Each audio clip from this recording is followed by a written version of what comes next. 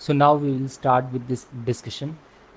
जो जजमेंट है उसमें ये है कि पैराग्राफ 2 अगर देखें, the instant application has been moved on behalf of the applicant challenging the chargesheet number so and so as well as entire proceeding of session trial number so and so. ये जो application file की गई है, ये जो case file किया गया है, इसमें क्या चैलेंज किया गया है?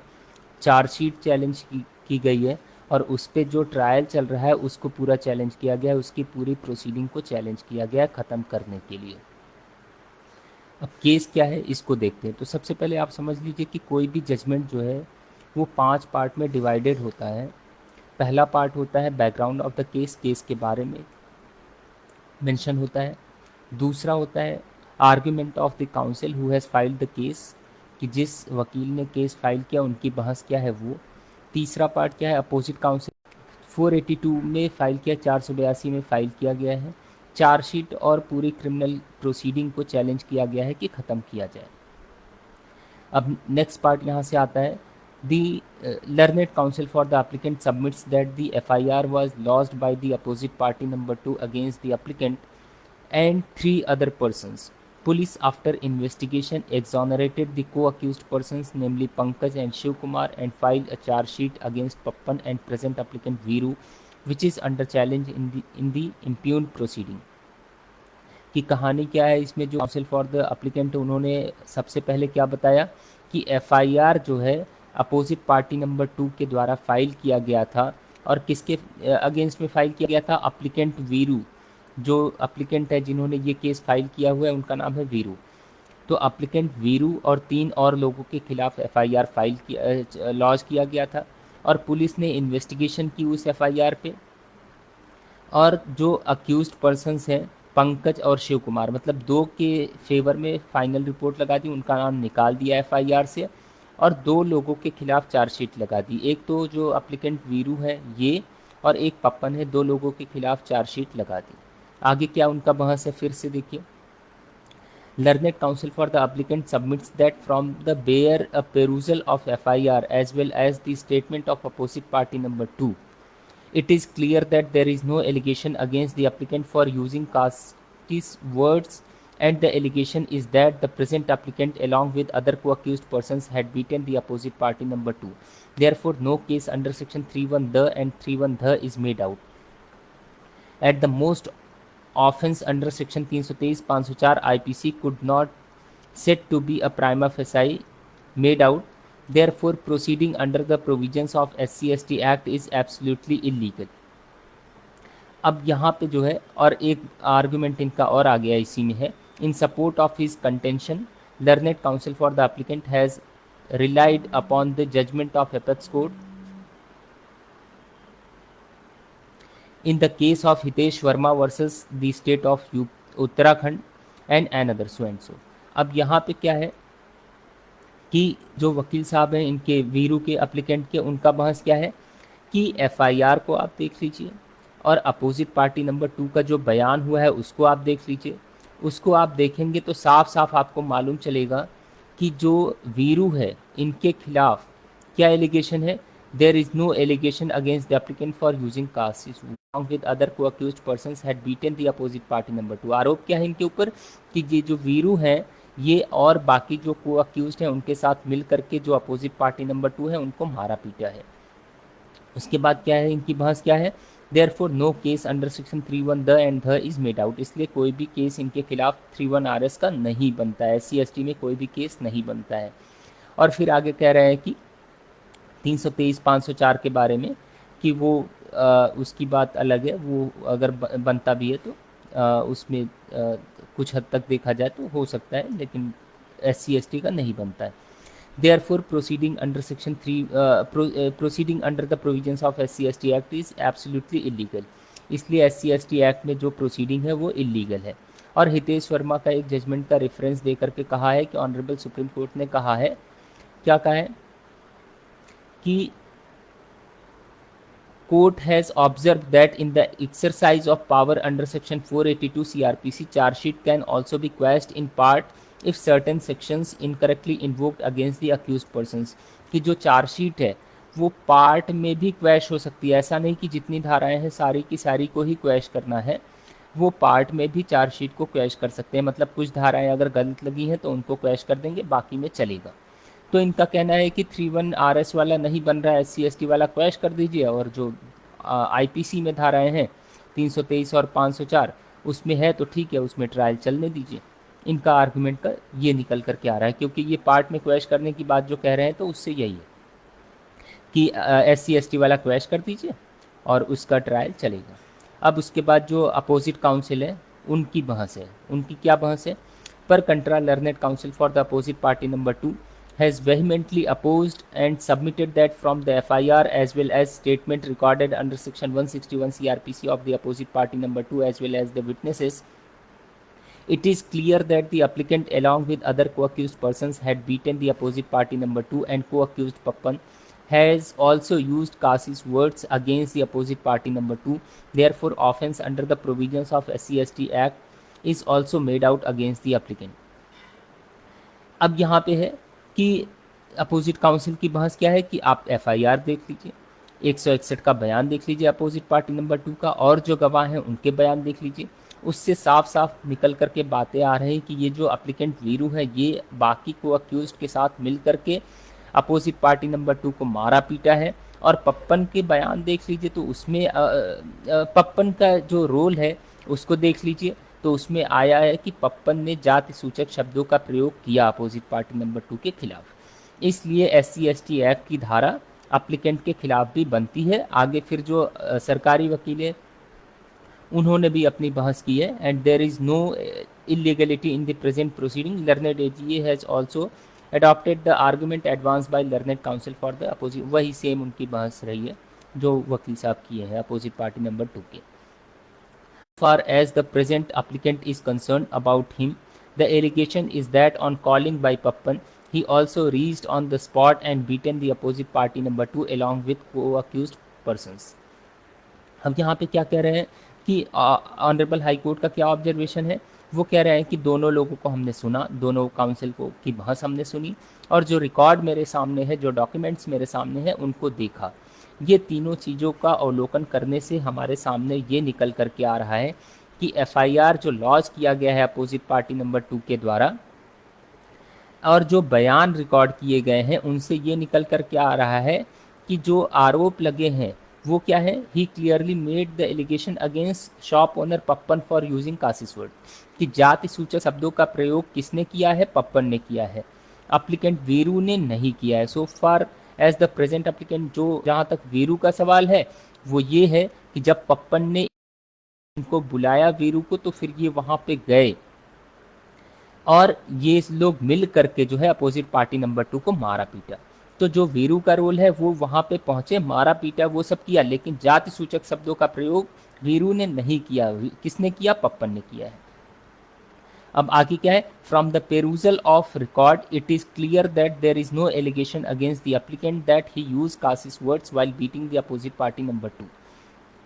कह रहे जो रिकॉर्ड है हमारे सामने उनको देख करके हमें समझ में आ रहा है कि वीरू ने कोई भी जाति सूचक शब्दों का प्रयोग अपोजिट पार्टी नंबर 2 के खिलाफ नहीं किया है। किसने किया है? पप्पन ने किया है, वो पहले आया। ठीक है, अब आगे क्या है? For making out the offence under section 31R and 31S SC/ST Act, it is necessary that person must use Kasi's words in a place that is in public view। कि 31RS का ऑफेंस बनने के लिए ये जरूरी है कि public place में जाति सूचक शब्दों का प्रयोग किया जाना चाहिए, लेकिन यहाँ पे एप्लीकेंट ने नहीं किया है, तो यहाँ पे 31RS का नहीं बनना चाहिए जो यहाँ की फाइंडिंग रिकॉर्ड हो रही, ऑब्जर्वेशन रिकॉर्ड हो रहा है उसके हिसाब से। अब यहाँ पे आगे जो है 31RS को कोड भी कर दिया गया, एज इट इज़ यहाँ पे लिख दिया गया कि 31RS एक्चुअली है क्या? intentionally insults or intimidates with intent to humiliate a member of scheduled caste or scheduled tribe in any place within public view। कोई भी पर्सन किसी SC/ST के मेंबर को उसको जानबूझ करके उसकी इंसल्ट करता है या उसको धमकाता है किसी पब्लिक प्लेस में, तो वहाँ पे 31R बनेगा और उसको नीचा दिखाने के उद्देश्य से। यहाँ पे क्या कह रहे हैं कि आप 31R को देखिए। अभी यहाँ पे अब देखिए दो ऑफेंसेस है, 31R और 31S। तो पहले ये कह रहे हैं कि 31R को हम देखेंगे कि बन रहा है कि नहीं बन रहा है, उसको डिस्कस करेंगे। तो 31R को यहाँ पे अभी डिस्कस किया जा रहा है।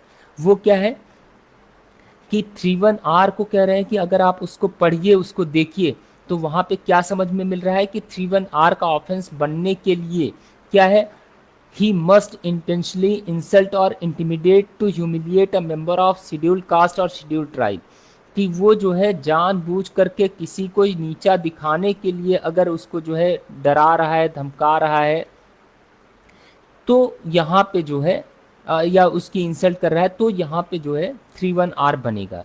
नॉट एवरी इंटेंशनल इंसल्ट, लेकिन हर एक इंटेंशनल इंसल्ट जो है कास्ट बेस्ड ह्यूमिलिएशन नहीं होगा। इनका कहने का मतलब है कि कास्ट बेस्ड ह्यूमिलिएशन मतलब जाति के आधार पे अगर आप उसको नीचा दिखा रहे हैं और उसको धमका रहे हैं, तब जा कर के 31R बनेगा, अदरवाइज नहीं। तो मेन चीज़ है caste based. Therefore, intention to humiliate must be inextricably linked with caste identity of the victim। यहाँ पे क्या कर रहे हैं कि आपका उद्देश्य जो है उसको नीचा दिखाने का, ये जो है गहराई से कनेक्ट है, किससे, कास्ट आइडेंटिटी से। मतलब आप जो उसको नीचा दिखाने की कोशिश कर रहे हैं, धमका रहे हैं, डरा रहे हैं, वो इस वजह से, या उसकी इंसल्ट कर रहे हैं इस वजह से कर रहे हैं क्योंकि वो SC/ST का मेंबर है, इसी वजह से कर रहे हैं, तभी जो है 31R आएगा। आगे क्या है, the apex court also considered this issue in the case of Sajan Sakaria versus so and so. अब एक और जजमेंट है ऑनरेबल सुप्रीम कोर्ट का, उसको यहाँ पे कोर्ट किया गया है।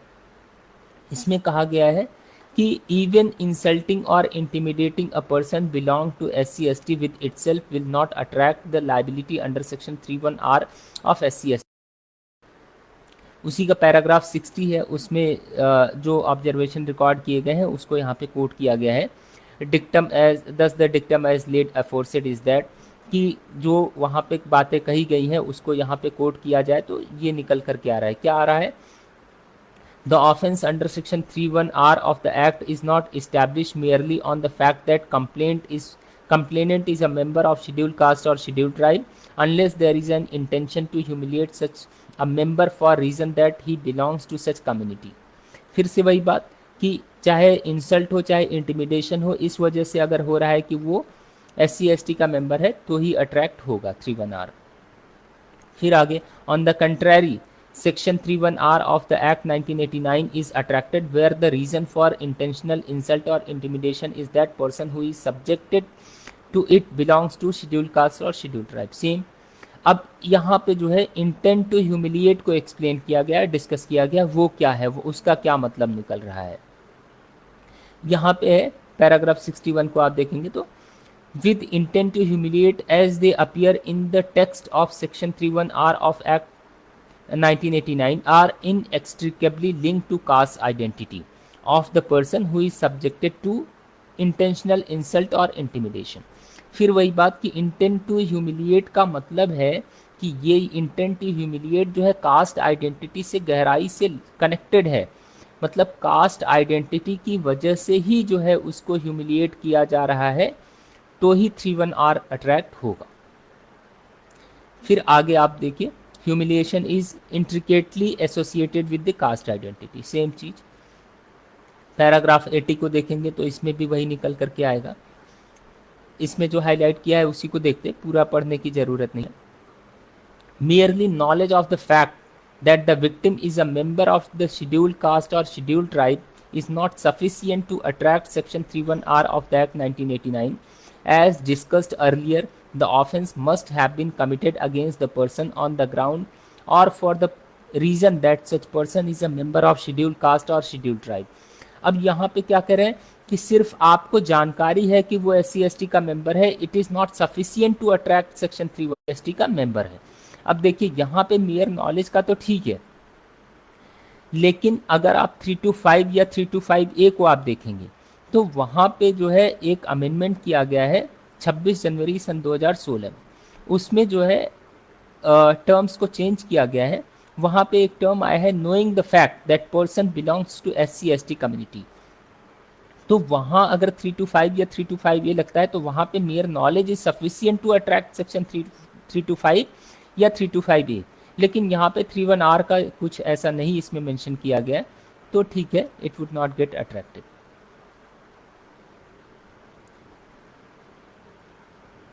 नेक्स्ट, अब यहाँ पे जो है कोर्ट की फाइंडिंग आ जाती है। In the present case there is no allegation that the present applicant insulted और intimidated the first informant only because of the reason that the first informant belongs to a scheduled caste, but only allegation of beating, therefore ingredients of an offense under section 31R of SC/ST Act not attracted।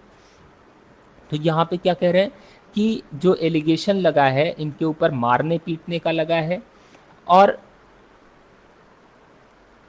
there is no allegation that present applicant insulted or intimidated that first informant only because of the reason that the first informant belongs to scheduled caste, but only allegation of beating, कि मारने पीटने का लगा है। ऐसा कोई allegation नहीं है कि इन्होंने इंसल्ट किया या इंटिमिडेट किया इस वजह से किया कि ये SC/ST के मेंबर है, ऐसा कुछ यहाँ पे नहीं है इनके ऊपर आरोप, इसलिए 31R नहीं बनता है इनके ऊपर।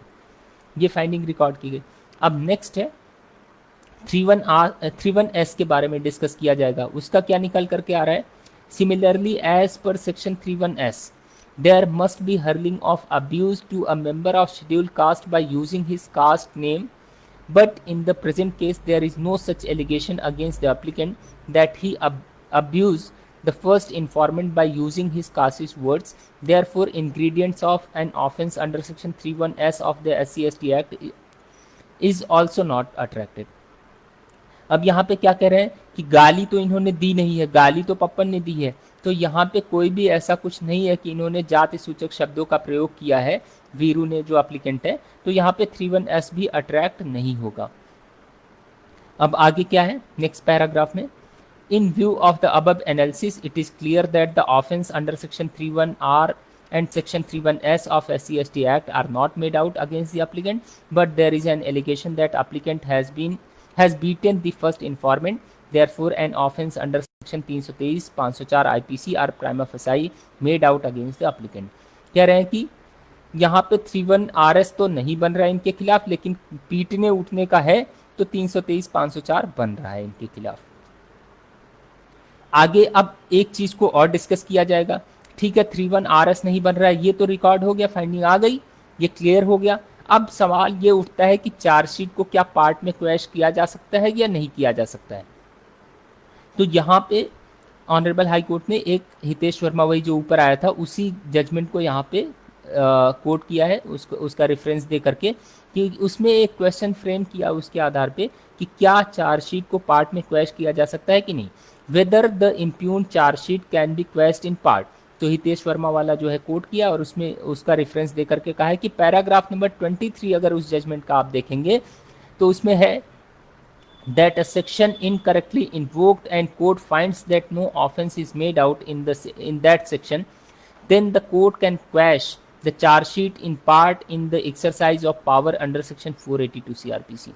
कि अगर गलत लग गया है कोई धारा तो हाई कोर्ट जो है 482 की पावर को एक्सरसाइज करते हुए, इनहेरेंट पावर जो मिली है for the ends of justice, उसको एक्सरसाइज करते हुए जो गलत धारा लगी है उसको क्वैश कर सकते हैं, और जो धाराएं सही है उसमें ट्रायल चलने के लिए डायरेक्ट कर सकते हैं। अब यहाँ पे 23 को कोट कर दिया गया है, पूरा नहीं देखना है। यहाँ पे एक जो है हाईलाइट जो मैंने किया उसको देख लीजिए। There is no prohibition under law for quashing a chargesheet in part. कहीं पे there is no statutory bar, कहीं पे भी कानूनी रुकावट नहीं है कि आप चार्जशीट को पार्ट में क्वैश नहीं कर सकते हैं। You can proceed to quash the chargesheet in part. Next यहाँ पे he could be aggrieved of prosecution only on a particular charge or charges on any ground available to him in law। कह रहा है कि अगर कोई person है उसके खिलाफ 2-3 धाराएं लगी है, उसको लग रहा है कि सभी धाराओं में से एक धारा गलत लगी है उसके ऊपर, तो he can challenge that particular section. और वो ऑनरेबल हाई कोर्ट को लग रहा है कि हाँ ये गलत है, तो honourable high court can quash that chargesheet in part, सिर्फ उसी धारा को क्वैश कर सकते हैं for the ends of justice under section 482 CRPC।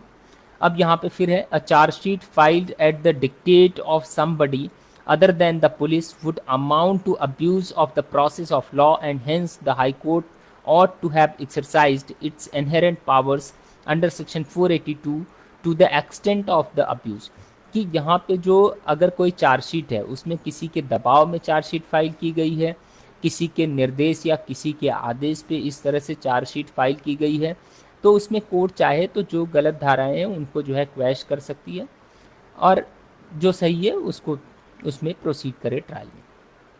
तो ये जो है यहाँ पे ये भी फाइंडिंग आ गई कि चार्जशीट पार्ट में क्वैश हो सकती है। अब यहाँ पे 3 चीज़ें निकल करके आ गई। पहला क्या कि 31R नहीं बन रहा है, दूसरा 31S नहीं बन रहा है, और तीसरा क्या है कि चार्जशीट पार्ट में क्वैश हो सकती है।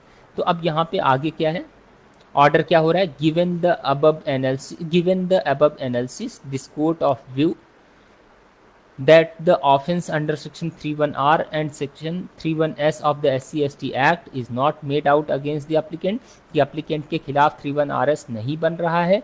However, an offense under section 323-504 IPC is prima facie made out, लेकिन प्रथम दृष्टया 323-504 का बन रहा है ऑफेंस इनके खिलाफ क्योंकि इन्होंने मारा पीटा है।